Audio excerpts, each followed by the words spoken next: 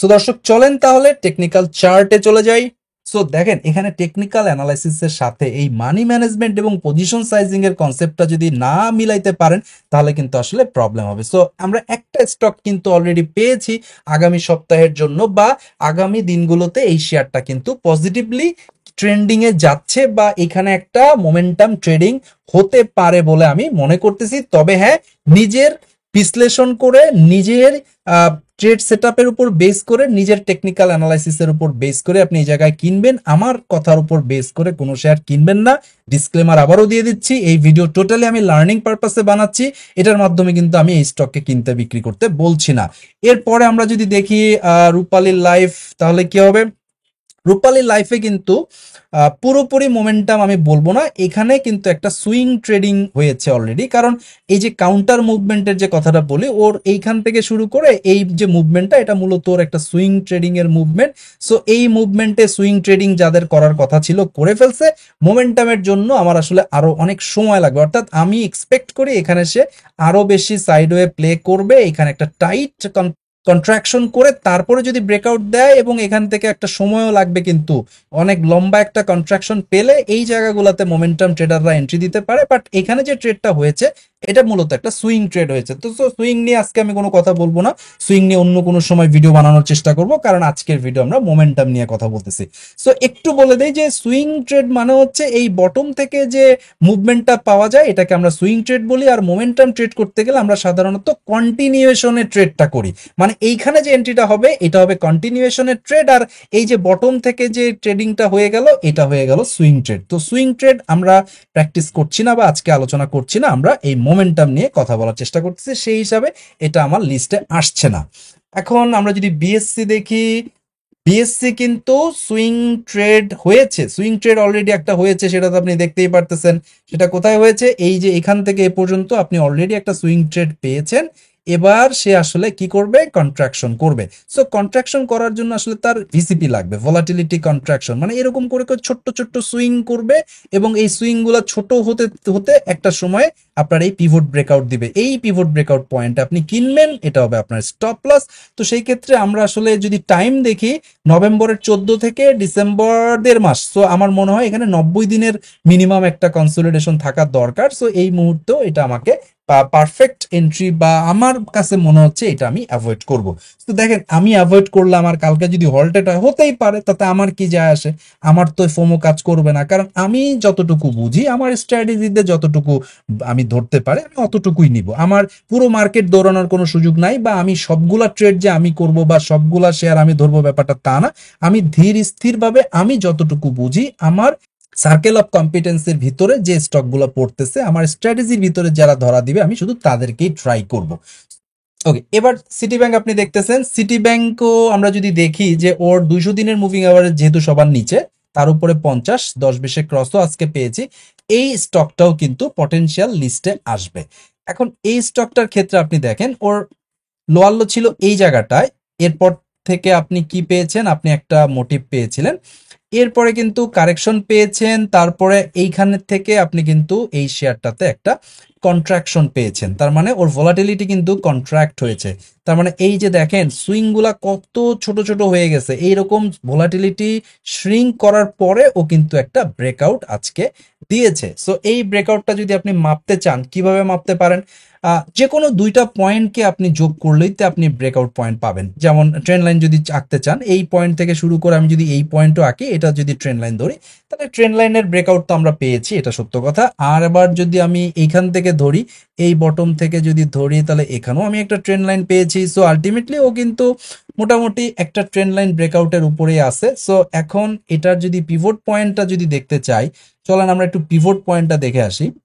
তাহলে ও কিন্তু আজকে পিভট টু আর1 এর মাঝখানে আছে এবং পিভট ব্রেকআউটও সে দিয়েছে, অর্থাৎ পিভট পয়েন্টটা সাধারণত আমরা বলি যে একটা স্টকের নিউট্রাল জোন। সো ও কিন্তু নিউট্রাল জোন থেকে পজিটিভ জোনে চলে গেছে। সো পিভট ব্রেকআউট, পিভট পয়েন্টের যে ব্রেকআউট সেটাও আমরা পেয়েছি উইথ ভলিউম। তাহলে ভলিউমটাও পাইছেন, আপনার RSI 62 মোমেন্টামও পেয়েছেন, প্লাস আপনি ম্যাকডিতেও কিন্তু histogram positive, plus MACD line কিন্তু জিরো লাইনের উপরে। সো মোমেন্টামে অসিলেটরে, ইন্ডিকেটরে, প্রাইস অ্যাকশনে, ট্রেন্ড লাইন ব্রেকআউটে, কনস্ট্রাকশনের পরে এক্সপানশনে সবকিছুতেই কিন্তু শেয়ারটা পজিটিভ ট্রেন্ডিং এ আছে। আজকে কিন্তু এন্ট্রি ছিল। সো এটার ট্রেড প্ল্যান যদি কেউ করতে চান, আজকে যে ক্যান্ডেল, এই ক্যান্ডেলে এন্ট্রি হতে পারে, অথবা কালকে যদি এই ক্যান্ডেলের নিচেও পাওয়া যায় বা এই ক্যান্ডেলের ভিতরে যদি দামে পাওয়া যায়, এটা একটা এন্ট্রি হতে পারে। আর এক্সিট কোথায় হবে, মানে স্টপ লস আপনি কোথায় নেবেন, আপনার ট্রেড যদি ক্লোজ করতে চান তাহলে ধরেন এই পয়েন্টটা 21 টাকা 70 পয়সা, এর নিচে যদি কোনো কারণে ক্লোজিং পেয়ে যান তাহলে আপাতত স্টপ লস নিতে হবে। আর টার্গেট যদি ফিক্স করতে চান তাহলে কোথায় হবে, আপনার এই পয়েন্টে একটা টার্গেট হতে পারে 23 টাকা 80 পয়সা একটা টার্গেট হতে পারে, এছাড়াও আপনার এইখানে আপনার 24 টাকা 80 পয়সা একটা টার্গেট হতে পারে, প্লাস আপনার এই জায়গাটায় তো তার ফাইনাল টার্গেট তো এখানে আছেই, এটা হচ্ছে আপনার 25-50 থেকে শুরু করে আপনার উপরে হচ্ছে 26-60 পর্যন্ত। অর্থাৎ কোথায় যাবে, কত দূর যাবে আমরা জানি না, বাট আমাদের এইখানে একটা টার্গেট বা সাপ্লাই জোন আছে, তার নিচে আপনার এখানে 3টা টার্গেটই ধরেন। তো এখন আপনারা যারা মোমেন্টাম ট্রেডিং করতে চাচ্ছেন বা করতে যারা চাচ্ছি, তাদের এন্ট্রিটা হবে এই জায়গাটায়, স্টপ লস হবে এই জায়গাটায়, এবং আমার পসিবল টার্গেটের জায়গা হচ্ছে একটা টার্গেট এখানে, এখানে অথবা এখানে। আমরা জানি না কোথায় কবে যাবে, আমরা যেটা করতে পারি এই টার্গেটগুলোতে গিয়ে পার্শিয়াল প্রফিট বুকিং দিতে পারি, অথবা মুভিং অ্যাভারেজ 10 বা 20 ধরেও কিন্তু বসে থাকতে পারি, যে মুভিং অ্যাভারেজ 10-এর উপরে যতক্ষণ পর্যন্ত থাকবে আমি হোল্ড করব। যখন মনে হবে যে মুভিং অ্যাভারেজ 10-এর নিচে ক্লোজিং দিচ্ছে, বা 14 মুভিং অ্যাভারেজের নিচে ক্লোজিং দিচ্ছে, বা 20 ডেজের মুভিং অ্যাভারেজের নিচে ক্লোজিং দিচ্ছে, যখনই ক্লোজিং দিবে সেই ক্লোজিং এর উপর বেস করে চাইলে আমি প্রফিট বুক করতে পারি। সো দর্শক, আমরা কি করতেছি, কোম্পানি ভালো সেটা খুঁজে বের করতেছি, প্লাস চার্টে মোমেন্টাম দেখে কিন্তু এন্ট্রি নেওয়ার চেষ্টা করতেছি। সো প্রত্যেকটা শেয়ারের ক্ষেত্রেই কিন্তু এই কন্ট্রাকশন এবং এক্সপানশনের প্রিন্সিপালটা খেয়াল রাখবেন। আপনার দরকার একটা শেয়ার যে আপ ট্রেন্ডে আছে তার প্রমাণ, তারপরে আপনার দরকার হলো শেয়ারটা যে এরকম করে টাইট একটা প্রাইস অ্যাকশন করে কন্ট্রাক্ট করলো, এবং এই কন্ট্রাকশন থেকে যে ব্রেকআউটটা দিল, এই ব্রেকআউট পয়েন্টটাই কিন্তু আপনার এন্ট্রি পয়েন্ট, এই সুইং লোটা আপনার স্টপ লস, এবং পরবর্তীতে যে রেজিস্ট্যান্স গুলো আছে এগুলো হচ্ছে আপনার টার্গেট এরিয়া। এই সিম্পল একটা ট্রেডিং স্ট্র্যাটেজি যদি আপনি ঠিকঠাক মতো প্র্যাকটিস করতে পারেন, তাহলে দেখবেন আপনি আপনার নিজস্ব উইনিং স্ট্র্যাটেজিটা আপনি অলরেডি পেয়ে গেছেন। আমরা এই জায়গাটায় যেহেতু আমরা একটা সাপ্লাই জোন দেখতে পাচ্ছি, সেহেতু আমরা এটাকে আপাতত ইগনোর করতেছি। এর প্রাইস অ্যাকশনে আমার পজিটিভ মনে হচ্ছে না। এইখানে দেখেন ওর 200 হচ্ছে এই জায়গাটায়, 50 হচ্ছে এই জায়গাটায়, এখানে একটা সুইং ট্রেডিং হয়েছে, এইখানে কন্ট্রাকশনের চেষ্টা চলছে, এটা ব্রেকআউট হলে হয়ে যাবে। বাট সমস্যাটা হচ্ছে যে নভেম্বরের 17 থেকে এ পর্যন্ত টাইমটা কম, তার মানে কন্ট্রাকশন যেটা হয় এটা যদি বেশি দীর্ঘমেয়াদে কন্ট্রাকশন হয়, মানে টাইম যদি বেশি কিল করে, তাহলে ব্রেকআউটটা খুব মজার একটা ব্রেকআউট হয়, এবং এটার উইনিং চান্সেসটা অনেক বেশি। সো এখানে স্ট্রাকচারে যে মূল যে প্রবলেমটা আমার কাছে ফেস হচ্ছে সেটা হচ্ছে এটা কন্ট্রাকশন টাইমটা খুব কম, কনসলিডেশন পিরিয়ডটা অনেক কম, যার কারণে এটাকে আমি ইগনোর করব। দর্শক, আবারও বলছি, আমি ইগনোর করতেছি তার মানে এই না শেয়ারের দাম বাড়তে পারে না, ডেফিনেটলি বাড়তে পারে, কারণ সবগুলো শেয়ার যে আমার কথা মতো চলবে ব্যাপারটা তা না। তবে হ্যাঁ, আমি আমার জায়গায় ডিসিপ্লিন মেনটেন করব, আমি আমার কনসিডারেশন বা আমি আমার স্ট্র্যাটেজিতে আমার পয়েন্ট অফ ভিউ যতক্ষণ পর্যন্ত স্যাটিসফাই না করবে ততক্ষণ পর্যন্ত আমি যাব না, এই জায়গাটায় আমি রিজিড থাকবো, কারণ আমি আমার স্ট্র্যাটেজিটা প্র্যাকটিস করবো অলওয়েজ। সো এই ক্ষেত্রে এটা আমরা বাদ দিচ্ছি। তার 200 দিনের মুভিং অ্যাভারেজের নিচে সে আছে, সো ট্রেন্ড ডাউনই মনে হচ্ছে, সো এটা নিয়ে আপাতত কথা বলা যাবে না। মাস্টার দ্য মার্কেট নামে আমার একটা কোর্স অফারিংস আছে, এটা আপনারা অনেকেই জানেন, যারা জানেন না তাদের জন্য বলে দিচ্ছি যে এই কোর্সে ফান্ডামেন্টাল অ্যানালাইসিস এবং টেকনিক্যাল অ্যানালাইসিস দুইটাই কভার করানো হয়, যার ফলে আপনি investing, value investing, momentum investing এবং মোমেন্টাম ট্রেডিং সবকিছুই এটাতে কভার করানো হবে। এই কোর্সটা যদি কেউ করতে পারে, আমার ধারণা উনি নিজের বুদ্ধি দিয়ে লস না করে মার্কেটে ধীরে ধীরে প্রফিটেবল হতে পারবেন, এবং ওনার কনফিডেন্স বিল্ড আপ হবে। আগামী ব্যাচটি শুরু হবে 4 জানুয়ারি 2025 শনিবার রাত 8:30। আপনার যদি লার্নিং এর ব্যাপারে পজিটিভ মাইন্ডসেট থাকে, লার্নিং এর জন্য যদি আপনি টাইম এবং ইফোর্ট দিতে রাজি থাকেন, তাহলে আমার সাথে যোগাযোগ করতে পারেন stockanalyst.kobir@gmail.com এই ঠিকানায়। রবি তার 200 দিনের মুভিং অ্যাভারেজকে 50 দিনের মুভিং অ্যাভারেজ ক্রস করেছে, 10 এবং 20ও ট্রেন্ডিং আছে, সো মুভি এখন ফুললি আপ ট্রেন্ডে আছে, এতে কোনো সন্দেহ নেই। তবে হ্যাঁ, রবির একটা জিনিস দেখা যাচ্ছে যে রবি রিসেন্টলি একটা মুভ দিয়েছে, সেই মুভটা ছিল হচ্ছে 25.90 থেকে আপনার 29.30 পর্যন্ত, এবং এই জায়গাটায় সে কি করলো, এই জায়গাটায় তার একটা সাপ্লাই জোন ছিল, সেখান থেকে সে একটু তার এই জোনে সে একটু প্রফিট টেকিং হয়েছে। সো এখন নেক্সট এন্ট্রিটা দেওয়ার জন্য আমার একটা ট্রিগার ক্যান্ডেল লাগবে, সেই ট্রিগার ক্যান্ডেলটা পেলেই আমরা এন্ট্রি দিতে পারবো। সো আপাতত আমরা বুঝতেছি যেটা ও আরেকটা ট্রিগার ক্যান্ডেল তৈরি করবে বা আরেকটা ব্রেকআউট ক্যান্ডেল আমরা বাই করবো, অর্থাৎ আমরা এরকম আরেকটা বুলিশ ক্যান্ডেল খুঁজতেছি, এরকম আরেকটা বুলিশ ক্যান্ডেল আমরা খুঁজতেছি। সেই বুলিশ ক্যান্ডেলটা কবে হবে আমরা জানি না। যদি এমন হয় যে এই জায়গাটায় কালকে এসে আরেকটু নিচে নামলো, নিচে নামার পরে এখানে একটু সাপোর্ট নিল, এখানে মুভিং অ্যাভারেজে সে রিজেক্ট করে তারপরে যদি সে বুলিশ ক্যান্ডেল ক্রিয়েট করতে পারে, এরকম একটা বুলিশ ক্যান্ডেল, তাহলে সে যেটা করবে সেটা হচ্ছে তার এই ট্রিগার পয়েন্টটাকে সে আসলে ব্রেকআউট করবে।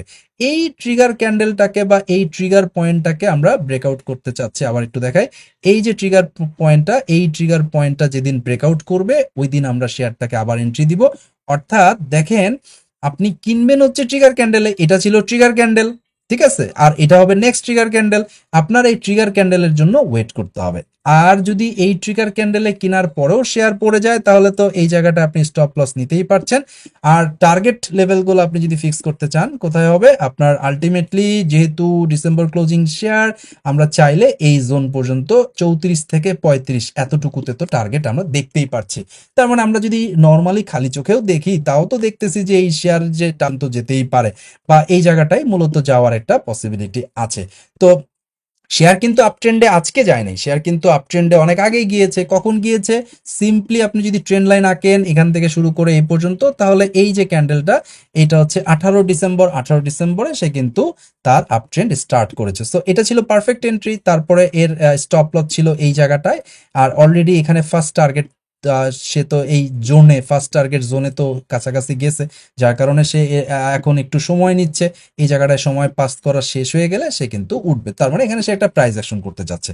সো হয় সে এখানে আরো কিছু সময় ক্ষেপণ করে তারপরে এই জায়গাটা ব্রেকআউট দেওয়ার চেষ্টা করবে, তারপরে এভাবে ইভানচুয়ালি সে কিন্তু তার এই ফাইনাল টার্গেট জোনে যাওয়ার যে পায়তারা সেটা সে করবে। তো এইভাবে দর্শক আপনি চাইলে আপনার ট্রেড প্ল্যান করতে পারেন। তার আগে আপনাকে বিজনেস আইডেন্টিফাই করতে হবে, ভালো শেয়ার খুঁজে বের করতে হবে, ভালো শেয়ারে ট্রেন্ডে আছে, বুলিশ ট্রেন্ডে, ওই জিনিসটা কনফার্ম হয়ে তারপরে আপনাকে ট্রেডের প্ল্যান করতে হবে। এবং আপনার ট্রেড প্ল্যানে কোথায় কিনবো, কোথায় টার্গেট, কোথায় স্টপ লস, এগুলো আগের থেকেই প্রিডিফাইন্ড থাকতে হবে। এবং পজিশন সাইজিংটাও কিন্তু আপনাকে ভালোভাবে মেনটেন করতে হবে। সো এরপরে যমুনা ব্যাংক 50 এবং 200 ক্রসওভার হচ্ছে, 10-20 ক্রসওভার এখানে আছে। তো এই জায়গাটায় ট্রিগার ক্যান্ডেল মূলত এই জায়গাটা যদি ব্রেকআউট দিতে পারে উইথ ভলিউম, তাহলে এটাও একটা এন্ট্রি পয়েন্ট হবে। এর আগের এন্ট্রি পয়েন্ট কোনটা ছিল? ট্রিগার ক্যান্ডেলটা আপনি তো বুঝতেই পারতেছেন, আশা করি আজকের আলোচনা শেষে আপনি বুঝতেছেন এটা ছিল তার এন্ট্রি পয়েন্ট, বা এটা ছিল প্রিভিয়াস ট্রিগার ক্যান্ডেল বা ট্রিগার পয়েন্ট। এই যে ট্রিগার পয়েন্ট আমি আবার একটু এঁকে দেখাচ্ছি আপনার, এই হচ্ছে আপনার ব্রেকআউট পয়েন্ট বা ট্রিগার পয়েন্ট। এইটা পার করার পরে আপনি এন্ট্রি নিয়েছেন উইথ ভলিউম, তাহলে এখন নেক্সট এন্ট্রিটা হবে এই ট্রিগার পয়েন্টের উপরে, এখানে একটা এন্ট্রি হতে পারে যদি ইমিডিয়েটলি আপনি ব্রেকআউট পান।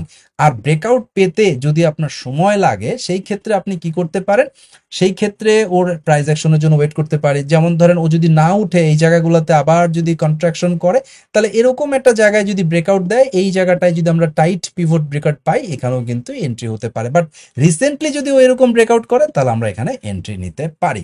ওকে, নেক্সট আমরা খুঁজি ওরিয়ন ফার্মা। যেহেতু 200 উপরে কন্ট্রাকশন হচ্ছে, সময়টা কম, যার কারণে আমরা এই জায়গাটা আমি ইগনোর করতেছি। ওকে দর্শক, এখন স্ক্রিনে আপনি জিপি দেখতেছেন। জিপির ট্রেন্ড যদি খেয়াল করি, আপনার 200 দিনের মুভিং অ্যাভারেজ নিচে 50, 10, 20 একসাথে হয়ে গেছে। তার কন্ট্রাকশন পেয়েছি কিনা সেটা দেখি। কন্ট্রাকশন তো হয়েছে, মোটামুটি অনেক দিনই কন্ট্রাকশন হয়েছে। তারিখ যদি দেখি 12ই নভেম্বর, স্টিল ডেতে একটু প্রবলেম আছে। কন্ট্রাকশনের দিনটা যদি আরো একটু বেশি হইতো তাহলে খুব ভালো হতো। তারপরও এর যদি স্ট্রাকচার চিন্তা করি, স্ট্রাকচার কিন্তু ব্রেক করছে। আমরা যদি ট্রেন লাইন যদি চিন্তা করি এখান থেকে শুরু করে এই পর্যন্ত, তাহলে সে মোটামুটি এই ট্রেন লাইনের বাইরে যেহেতু ট্রেডিং হচ্ছে সেহেতু সে স্ট্রাকচার ব্রেক করেছে। সো আমরা এখন নেক্সট ট্রিগার ক্যান্ডেল ব্রেকআউটের জন্য ওয়েট করতে পারি। এটাকে আমরা পিভট ব্রেকআউট ধরবো। এইটার উপরে আমরা যদি একটা bullish candle pi with volume, আসলে এই ক্ষেত্রে ভলিউমটাই মোস্ট ইম্পর্টেন্ট একটা ফ্যাক্টর। যেহেতু লার্জ ক্যাপের কোম্পানি, মার্কেটে ট্রেড হচ্ছে 370 কোটি টাকা, যদি ভলিউমের কন্টিনিউশন না পায় তাহলে আসলে সার্ভাইভ করাটা খুব টাফ হবে। তো যদি আমরা ভলিউম সহ এরকম একটা ব্রেকআউট পাই তাহলে এই জায়গাগুলোতে এন্ট্রি নেওয়া যেতে পারে। সো দর্শক, আজকের আলোচনায় আপনাকে আমরা কি বোঝানোর চেষ্টা করেছি? আজকে বুঝাইলাম যে চার্ট দেখে আপনাকে রাতের বেলা আসলে ট্রেড শেষে আপনার অ্যানালাইসিসটা রাতে করতে হবে, চার্টগুলো ওপেন করতে হবে এবং আপনাকে মোমেন্টামে কারা আছে, পজিটিভ মোমেন্টামে সেটা খুঁজে বের করতে হবে। অ্যাটলিস্ট MA50-র উপরে যদি কোনো শেয়ার থাকে সেটাকে আপনি মোমেন্টাম ট্রেডের জন্য চিন্তা করতে পারবেন। আর এর নিচে যদি ট্রেড করেন বটম থেকে মূলত সুইং ট্রেড করতেছেন, সেটা অন্য আলোচনা। সুইং ট্রেডিং সম্পর্কে প্রপার ধারণা নিয়ে চাইলে আপনি করতে পারেন। আর মোমেন্টামের ক্ষেত্রে 50 মুভিং অ্যাভারেজের উপরে লাগবে, এরকম ট্রেন্ড লাইনের ব্রেকআউট লাগবে, এরকম একটা volatility contraction pattern, BCP pattern বা টাইট কনসোলিডেশন বা টাইট কন্ট্রাকশন লাগবে এবং সেখান থেকে ব্রেকআউট ক্যান্ডেলে বাই করবেন এবং এই সুইং এর বটমে স্টপ লস দিবেন এবং আগের যে রেজিস্ট্যান্স গুলা, এই রেজিস্ট্যান্স গুলাতে আপনি আপনার টার্গেট ফিক্স করবেন। এই হচ্ছে সিম্পল একটা স্ট্র্যাটেজি।